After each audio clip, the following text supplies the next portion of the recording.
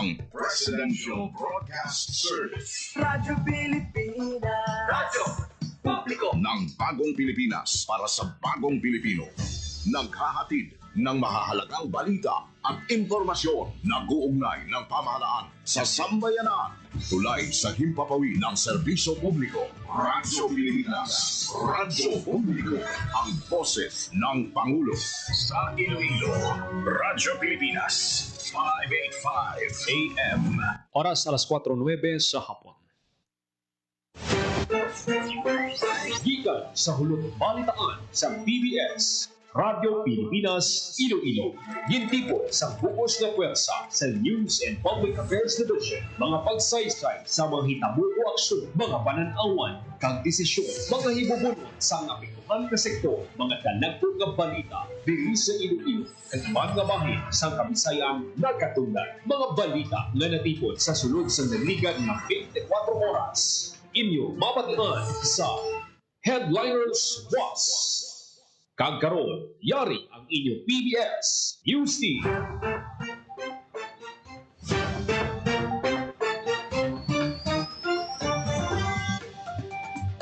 Mayong hapon, ini ang Headliners Plus. Huwebes, Agosto 21, tuig 2025. Tinang inyo tagbalita, Joseph Paul Nobleza Tarosa. Kagkaroon sa mga Pangulong dinalaan. Headline. Kaso sa hand, foot, and mouth disease sa Iloilo City yara na sa 286. Headline. Media kapihan para istoryahan ang renewable energy sa Iloilo, ginhiwan. Headline. Gulayan sa bayan, ginlunsar sa La Castellana. Headline. Urban gardening gintulo sa Western Visayas sa Marcedente sa Balabag, Pavia. Headline. PSATU presenta ang IDMS system kay Governor Nava para sa turismo kag economic planning sang Guimaras. Headline. Kagkaroon sa detalye na sang aton mga balita. Radyo Pilipinas. Radyo Pilipinas News. Kaso sang hand, foot, and mouth disease sa Iloilo City yara na sa 286. Detalye sang balita, Janelle Baclay. Radyo Pilipinas. Radyo Pilipinas. Report. Sang hand, foot, and para na sa 286 na nabalag nga kaso sang hand, foot, and mouth disease sa siyudad sang Iloilo. Sa datos sang Iloilo City Epidemiology and Surveillance Unit as of August 20, nadugangan sang 7 ka mga bagong nga kaso sang HFMD ang siyudad. Sa diin 73 ang aktibo, kag 213 naman ang naka-recover.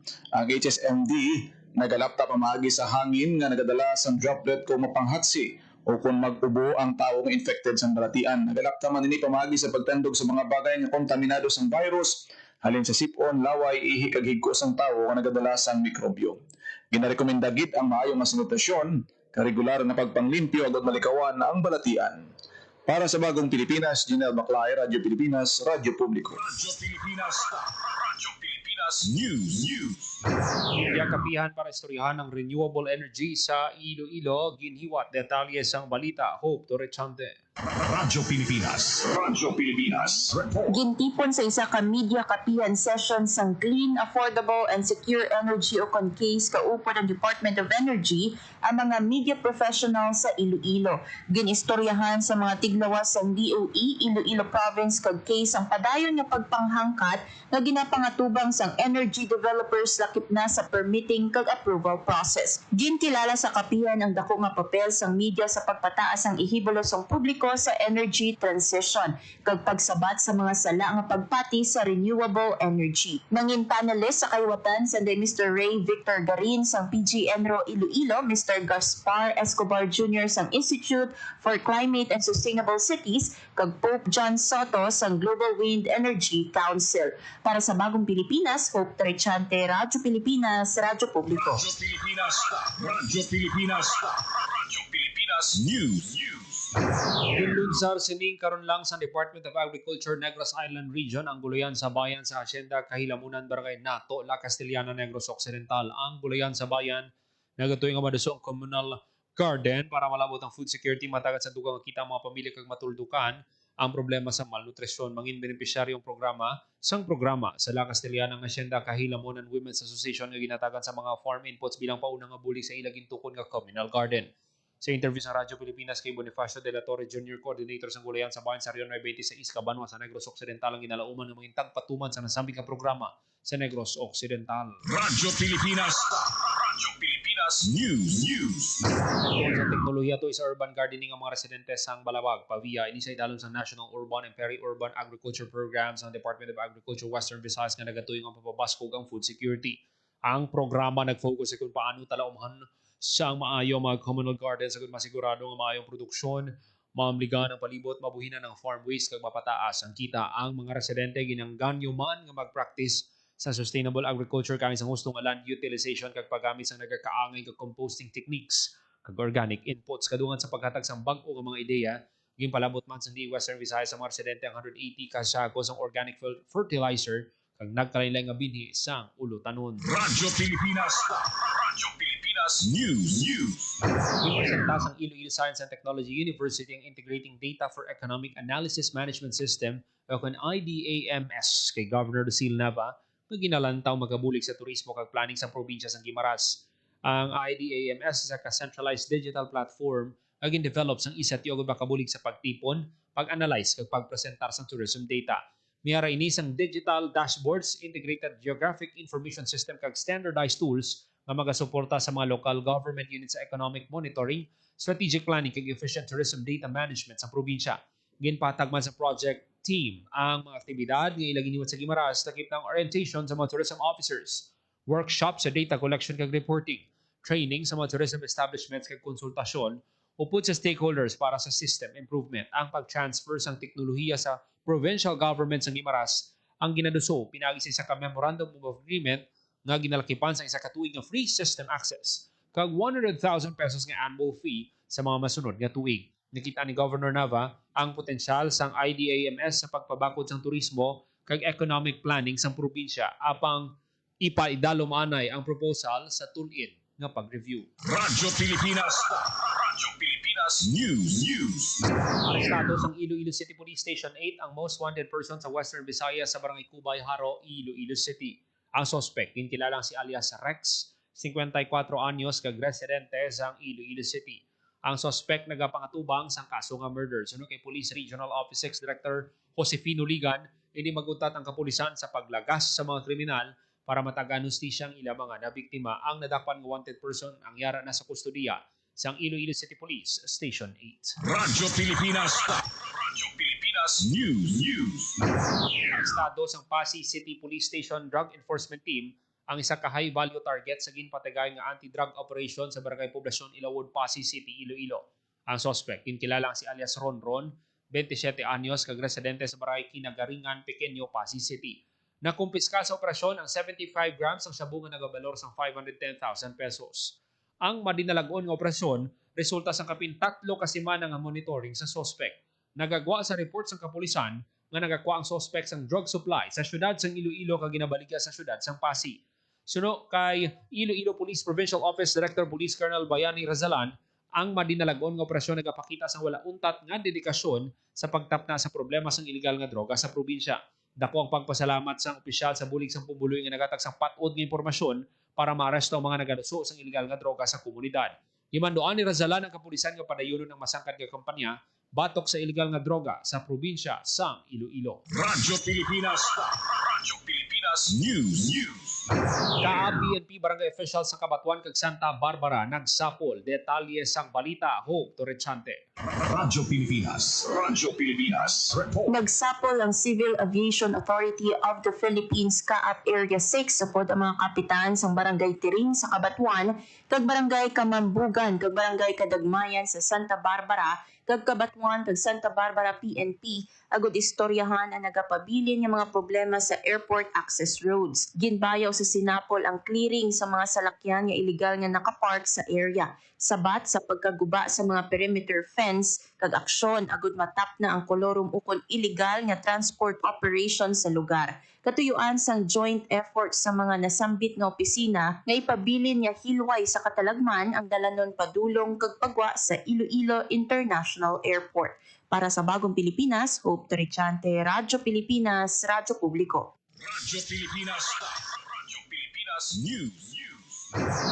Tourism stakeholders sa Boracay ginpadalom ang ihibalo sa mga Muslim culture, halal practices. Detalye sang balita, Hope Torrechante. Radyo Pilipinas. Radyo Pilipinas Report. Nakaagom sang mas madalom nga ihibalo sa kultura sang Muslim kag halal practices sa mga tourism stakeholders sa isla sang Boracay sa tapos ang ginhiwat nga seminar Understand Muslim Travelers. Ang seminar isa ka learning session nga may tinutuyo nga maghatag sang nagakaigo nga ihibalo agud mas maintindihan sang maayo ang mga Muslim visitors sa ila tagsa ka mga establishment. Ang seminar ginpangunahan sa Department of Tourism kaupod ang local government units sang Malay.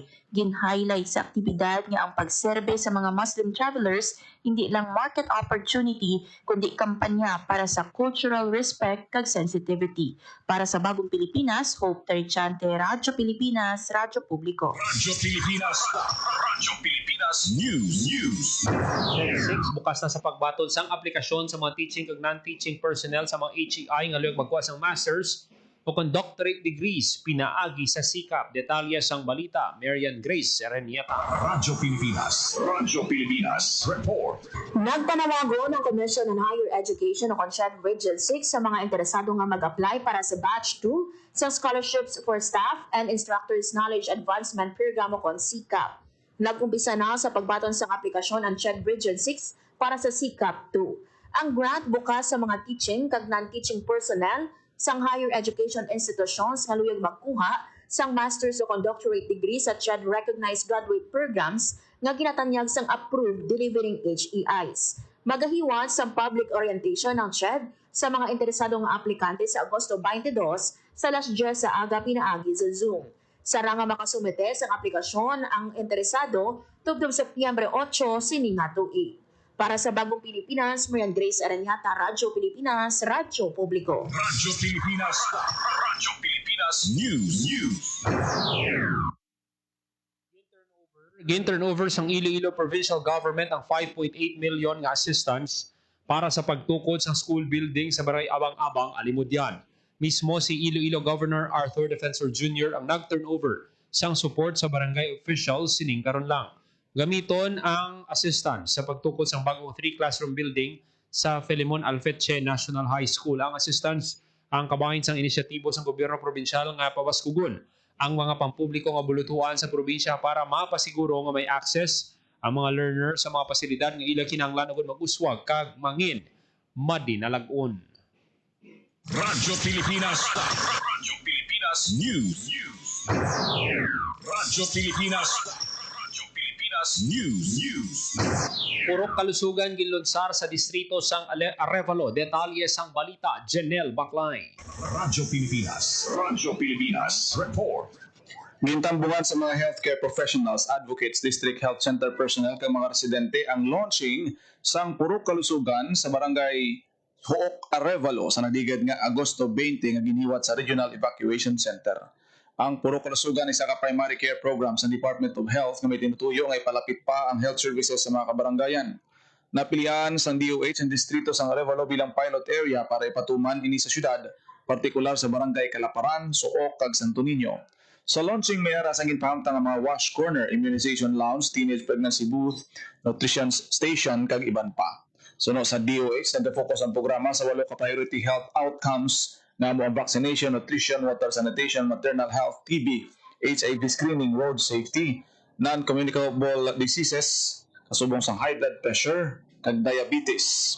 Ginpangunahan ang programa ng Iloilo City Health Officer Dr. Marian Poli Diaz, kaupod si Dr. Annabel Yumang, DOH Western Visayas Regional Director, bilang dinapit nga bisita. Yaraman sanday Executive Assistant J. Trenyas kag Dr. Candice Tupas nga naging tiglawas ni Mayor Raisa Trenyas.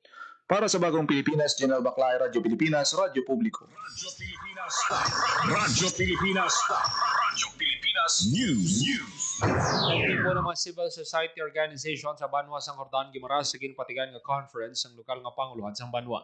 Suno kay Hordan Mayor John Edward Gando dako ang papel sa mga CSOs sa mga ginapatuman nga proyekto sang Banwa nagapating alkalde nga sa aktibo nila nga partisipasyon madamo nga development sa mapatigan sa Banwa nga may direkta nga benepisyo sa mga pumuluyo. Nagalawang Banwa sa mas mabakod nga partnership kaupo ng mga CSOs pinaagi sa participatory governance para sa pagsanyog sang Banwa sang Hordan. Radyo Pilipinas. Radyo Pilipinas News.